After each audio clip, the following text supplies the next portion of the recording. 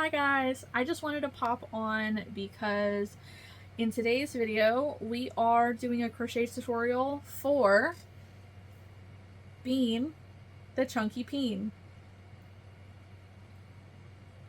Do we know what a peen is? We're going to try to keep it clean here, guys. If you have any questions, please leave them down below. Forgive my appearance. I'm just not really sure what my hair is doing right now. And it is like 8:51. I did time myself in this video from start to finish, even with having to rip out the same row 3 times. It took me 20 minutes to complete this, including sewing the ends in. So here is Bean the chunky peen, and please enjoy this tutorial. Today we are talking about Bean the chunky peen, which is my pattern, Cat's Crafty Crochet Corner, however you know me.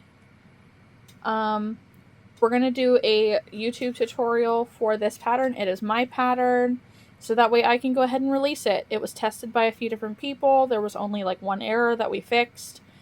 And so this is going to be our free YouTube tutorial. If you prefer a printed PDF version, that will be available on my Ravelry store, as well as my Etsy store. On Ravelry, you can find me under Catherine Rumbold, Cat's Crafty Crochet Corner, or Calero93, which I'll put on the screen. And on Etsy, if you search for Cat's Crafty C Corner, I will put that on the screen as well. That's my channel. You can also find those linked in my link tree, which should be on my channel header, as well as on my Instagram bio. And if you have any questions, feel free to leave them in the comments below. If you are not okay with a crochet penis, that is fine. Please just move along to the next video. We don't necessarily need any kind of negative comments. I don't have many patterns like these. This is actually the first that I'm releasing. I have a stress boob pattern that I've been meaning to put out for a long time as well. And those are my only 2 that I intend on putting out. So if that is not in your category, that's fine. I understand. No worries. But if this is what you're into, let's go ahead and get started. We are going to start with a 6mm hook. Now this one that I'm using, it is an O-Fire brand hook. It is a 5.5mm, but that is only because the O-Fire hooks seem slightly bigger than they are labeled consistently across the board. So realistically, this 5.5mm is the same as a standard 6mm hook for any other brand. You also need scissors. You also need a sewing needle. And you also need 2 safety eyes. As big as you want them. I think bigger is better when it comes to safety eyes. These are 16mm. So in my pattern, I do have it written for 14mm. It just depends. Sorry, there's a gnat. Today I will be using burnout blanket yarn. I didn't want to bring a whole skein of my Sweet Snuggles Light. They are nearly the same. So we're going to use about 20 yards of the bulky weight number 5 yarn. This could be any bulky weight number 5. And we're going to use roughly 6 grams of polyfill for this size yarn. So why don't we get going? We'll stick these back.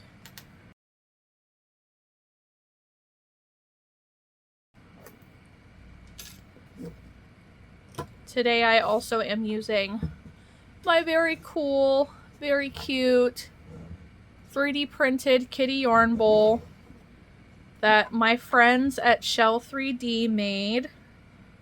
I bought it in Erie, Pennsylvania at Celebrate Erie. And I want to say it was only $25 for somebody that I know who actually made it. So, very exciting. So to start out, one of the stitches that we need to be aware of, there is a bobble stitch in this pattern. For me, I do 4 partial double crochets and then pull through all of the loops. So that being said, we do use the chain stitch, single crochet, half double crochet, slip stitch, increase, decrease, front loop only, and back loop only. And then in the pattern, it'll say star to star, means repeat the instructions between them as many times as told. R stands for row or round, parentheses are for the stitch count, and FO means finish off. So when you are finished, this item should come to about 4 inches tall. And as it's written right now, there are 13 rows total. The biggest row around is only 18 stitches.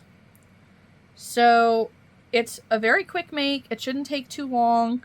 Right now it is 8:20 p.m. for me, so we're going to go ahead and just, bookmark that time for my benefit. And we're going to get going. So for row 1, we're going to chain 2 and single crochet 6 into the first chain.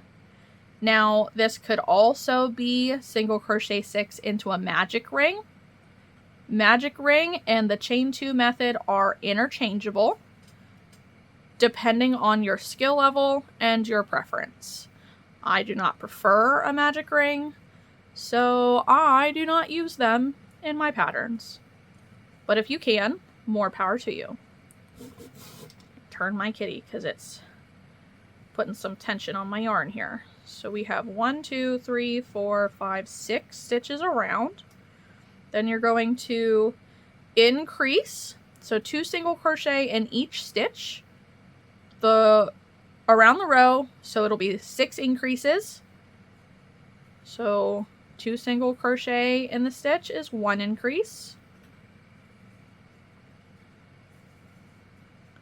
2 increase,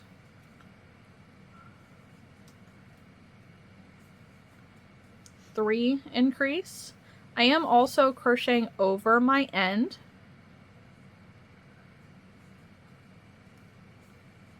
4 increase, 5 increase, 6 increase, making 12 stitches as your row count, as your stitch count. In the next row, we are going to repeat single crochet 3, increase in the next stitch, and you're going to repeat that 3 times. We're going to have a total stitch count of 15. So 1, 2, 3, increase. 1, 2, 3, increase. Last one. 1, 2, 3, increase. So there is our 15 stitches.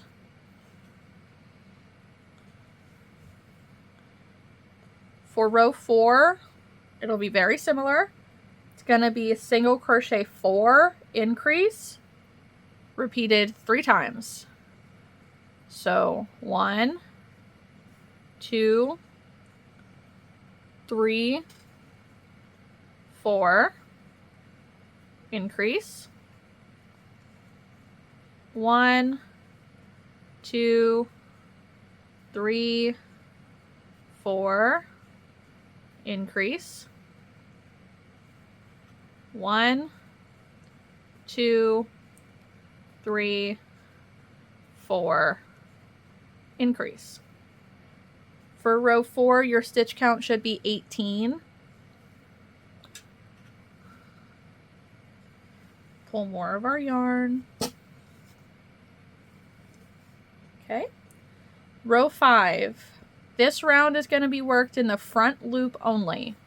So it might be a little hard to see, but if you look at the stitches, like I have my hook under both loops, there is a back loop, which is away from us, and a front loop, which is closer to us. So we're going to make sure that we go under the first loop, the front loop, only. Now we are going to slip stitch in the first loop, and then single crochet and half double crochet in the same stitch, and then you're going to half double crochet in the next 14 stitches. So 1, 2, 3, 4, 5, 6, 7,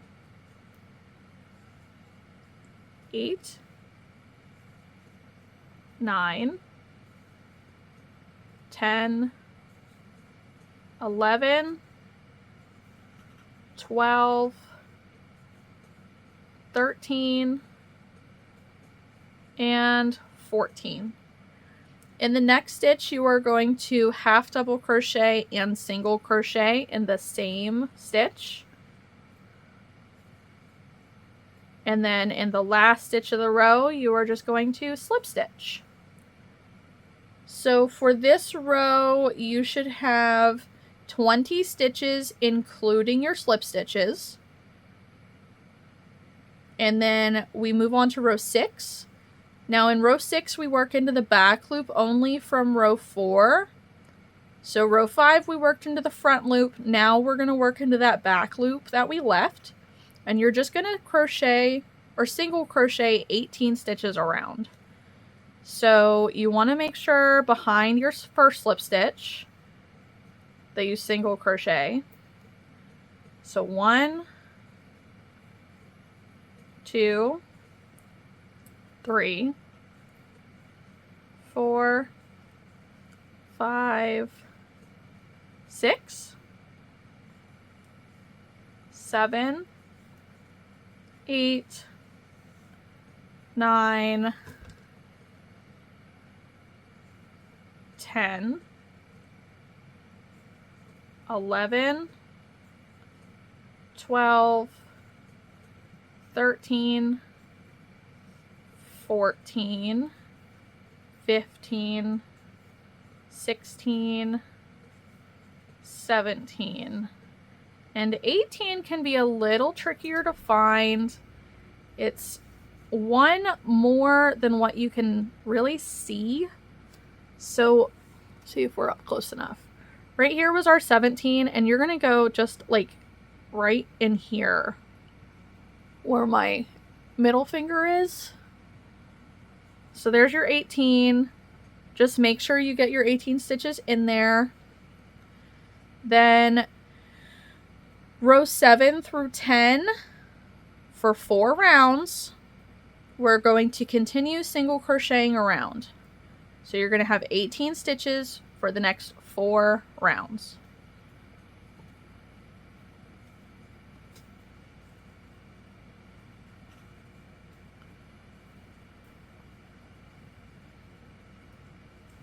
Pause here if you need to get to the end of your 4 rounds, and then continue to the next round. So we are 2 rounds into that. We've done 7 and 8. Now to do 9 and 10. Okay, so we have finished row 10. You should still have 18 stitches around. Now you will place your safety eyes visibly 2 stitches apart on either side of your working seam between row 9 and 10. So your working seam is from here to here. It does happen at kind of a slant if you crochet like I do. I know that our tension and the way that we crochet can sometimes make our slant from row to row more or less. So if you have one a little more in the center, that's totally fine. Sometimes I wait to place the safety eyes until after the next row, which has our bobble stitches. So I'm going to go ahead and do that. We are going to start over again with our row 11, which will be single crochet 3, bobble stitch, single crochet 11, bobble stitch, single crochet 2. If your seam is more slanted, then stick with what's written. If your seam is more up and down, you may need to start with a single crochet 2 and end with a single crochet 3 instead. This just depends on our tension and our personal differences with crochet. Either way, you may need to adjust the bobbles depending, or placement of them, to make sure that they straddle the center of this. Okay, we're going to try for the third time on row 11, and we're going to get this right this time. So we have just finished off with row 10. We are going to single crochet 3. 1, 2, 3. This may change if your seam is more straight up and down than mine is. Our personal differences with crochet will affect the slant in which your stitches will work their way up. So if your seam is more straight up and down, you may only need to single crochet 2, and then you'll end the row with single crochet 3. But if you're more like me, then do it as it's written. So then we're going to do a bobble stitch, and my bobble stitches are triple bobble stitches. So we're going to have 4 partial triple crochets. So wrap your yarn twice, insert your hook, wrap your yarn, pull up a loop. Wrap your yarn, pull through 2 loops, wrap your yarn, pull through 2 more loops. Then do this 3 more times. So there's the second one, and the third, and the fourth. And then you have 5 loops on your hook. You're going to wrap your yarn and pull through all 5 loops, and then push your bobble towards the front, towards you, to make sure that it is poking out the right direction. Then we're going to single crochet 11. So 1, 2, 3, 4, 5, 6, 7, 8, 9, 10, 11. And then we're going to do our second bobble stitch. So there's our first part, and our second, and our third, and our fourth, and then yarn over and pull through all the loops and poke it towards you. And you're going to finish the row with single crochet 2. Look at that. It's being pretty symmetrical. Here's our seam, sticking out fairly nicely. Now this is where I will put in my safety eyes. So you put them again between rows 9 and 10. So this is going to be this row and this row. Wait a minute. Yep, these 2 rows. And you are going to make sure that they are 5 stitches apart. So I'm using the 16mm eyes. I usually will put one here. So then 1, 2, 3, 4, 5, which is actually up here, but it's a little crooked. So I put one of them technically between row 10 and 11, just to make sure that they aren't crooked. So you can place your eyes however you need them to sit right. I just make sure that they're basically as far apart as your bobble stitches and centering your seam. So you can see how the bigger eyes can make a difference. If we were to use, say, I believe these are 10mm eyes. For one, they'd be too small for the yarn. But there's a big difference in cuteness. Or even, I think these are 12mm eyes. Just not nearly as cute, but it shows you what they would look like. If you were to use solid black as opposed to the kawaii ones, this would be the general look. Now, when you're all done, I fold this part down so that way, you know, it looks more like a peen. It's not supposed to be sticking up in the air like that. But this, I just wanted to give you a visual on what different safety eye options were going to look like. Different sizes and whatnot. So there they are. We're going to go ahead and put our backs on our safety eyes. Now these ones are just flat safety eyes, flat backs. So I will bring it nice and close and personal. Put it over top of that and just make sure you hear it snap into place. And then we'll do the same thing with the other side.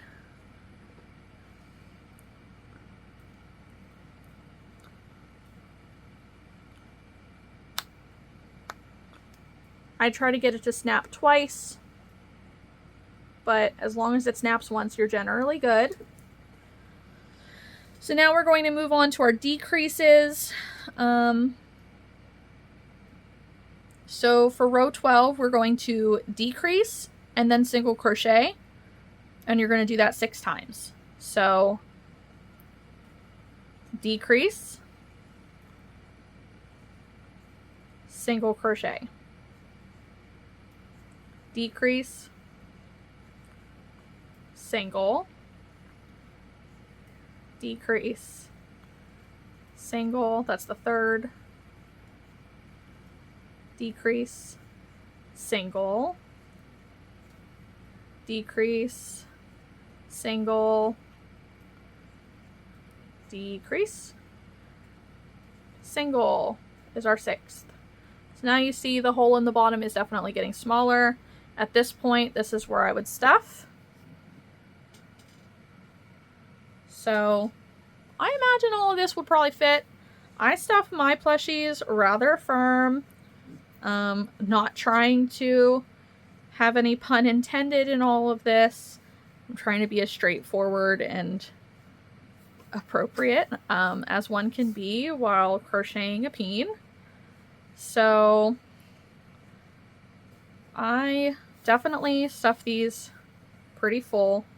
I want them to be full for the reason that if you think about polyfill in your pillow, as they are stuffed with basically the same thing, your pillow needs replaced generally every 6 months if you need it to be a certain consistency. For one, you need to replace it every 6 months because your pillow actually will hold gross dust mites and like dead skin cells and stuff like that. So for sanitary reasons, you should be replacing your pillow often. But polyfill also will die over time. So with the more use and the more, you know, manhandling, squishing, whichever, your polyfill will go flat. So the more polyfill you stuff in there, the longer your plushie will live. You just want to make sure that you don't stuff it so full that you can see through your stitches. So you can see it's nice and full there on the bottom, but you can't see through my stitches anywhere. Sometimes when you're all done, you gotta, you know, squish it and stuff to get it to hold the shape you want. And then we're going to move on to our last row because I've stuffed all I can. And our last row is just decreasing in each stitch around, or while decreasing around. So we have 6 decreases. So 1, 2, 3, 4, 5, and 6. Then we are going to stuff, well, we already stuffed firmly, but we're going to finish off our yarn. Now for me, when you finish off, I slip stitch into the next stitch. Do what you can to pull it tight. Snip your yarn. Pull your yarn through your loop. Pull it tight without snapping it. So there is our hole that's left over. Then you are going to weave in and out of your stitches through the front loop only. So here and here. Pull. Here and here. Pull. Here and here. Pull. And then cinch it closed. Then I will go under the next stitch and around it a couple times, just to make sure that it's not going to come undone with the cinch. And then I will bring it to the back and work kind of between the stitches. So whether, wherever it is that you want to do, you're going to weave back and forth at least 3 times. So I go in between the stitches, 1, and then I will go fully behind the stitches. And then I will weave in between them again. Oh, my yarn come out of my needle. So then we're going to weave back again. And at this point, we will just go ahead and stuff. I use my scissors, make sure that they are stayed together, but I will use the point to grab the yarn and help shove it back inside of your project. So we are done, guys. Put this stuff away real quick. And, we'll squish it a little bit. This is my squish. This is Bean the Chunky Peen. I had initially named him Philip. And then, by popular demand, I was told that Philip just wasn't going to work. So we went with Bean, to honor Mariah, which is a friend on Refined Vibes Discord. If you guys are not part of her Patreon, you should totally join us. We do Zoom meetings at least weekly, a lot of times every day, and we're going on a crochet retreat together. So we're going to do it again next year, and you should join us and have fun. And in the meantime, until our next video, enjoy your Bean the Chunky Peen. Please tag me in any photos that you post online at Cat's Crafty Crochet Corner. I will tag that down below. Leave your comments, your thoughts. If you have any questions, down in the comments below. If you don't already, make sure that you subscribe to my channel.